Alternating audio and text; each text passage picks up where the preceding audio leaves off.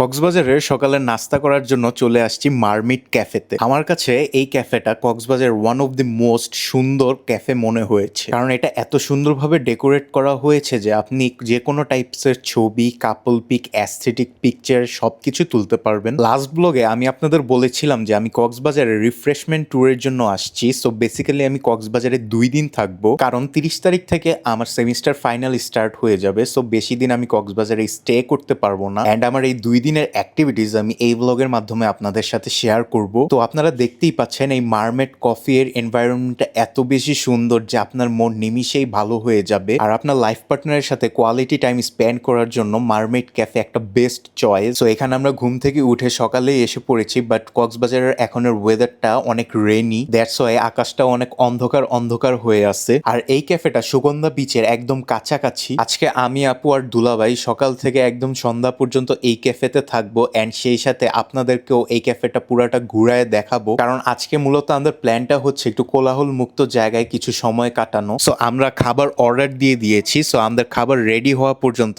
আমরা আরেকটু ঘোরাঘুরি করে দেখতেছি। এখানে আমরা কিছু অনেক সুন্দর ছবি তুলেছি, যেগুলো আপনারা আমার ফেসবুক পেজে দেখতে পারবেন। অ্যান্ড গাইস, তোমরা যারা মারমেড ক্যাফেতে গিয়েছিলা, তোমরা একটু তোমাদের এক্সপিরিয়েন্সটা কমেন্টের মাধ্যমে শেয়ার করবা। গাইস, ঘুরতে ঘুরতে হঠাৎ আমার বন্ধুদের দেখা পেয়ে গেলাম। এখানে ছাগলগুলা দেখে পুরাই আমার বন্ধুদের কথা মনে পড়ে গেছে আমার। তোমাদেরও যদি তোমার বন্ধুদের কথা মনে পড়ে যায়, তাহলে অবশ্যই তোমার বন্ধুদের মেনশন করতে ভুলবা না। আর কক্সবাজার আমার অনেক ফেভারিট একটা জায়গা, দ্যাটস ওয়াই এভরি ইয়ার আমি একবার হলেও কক্সবাজারে আসি। বাট এইবার কক্সবাজারে আসার স্টোরিটা একটু ডিফারেন্ট, কারণ এইবার আমি এসেছি আমার দুলাভাই এবং বড় বোনের সাথে। অ্যান্ড গাইজ, লাস্ট ব্লগে তোমরা অনেক কমেন্ট করেছিল যে এরকম দুলাভাই কোথায় পাওয়া যায়। সো বেসিক্যালি এরকম দুলাভাই নোয়াখালীতে পাওয়া যায়। সো এইবার দুলাভাই এবং আপুর সাথে এসে আমার কক্সবাজারে অনেক মজা লাগতেছে, কারণ আমরা অনেক বেশি এনজয় করতেছি। বাট 2020 সাল থেকে 2026 সাল পর্যন্ত এই 6 ইয়ার্স আমি এভরি ইয়ারে একবার হলেও কক্সবাজারে আসি। সো ফাইনালি গাইজ, ঘুরতে ঘুরতে আমাদের খাবার এসে পড়ছে। খাবারের মধ্যে আমরা অর্ডার করেছি white sauce pasta and crispy fish fry, and fish fry এর সাথে কিছু ফ্রেঞ্চ ফ্রাইজও ছিল। ও হ্যাঁ, সেই সাথে আমরা একটা জুসও অর্ডার করেছিলাম, যদিও এই জুসটা আমি অর্ডার করিনি, এই জুসটা আপু অর্ডার করেছিল। সো দ্যাটস ওয়াই আমি নামটা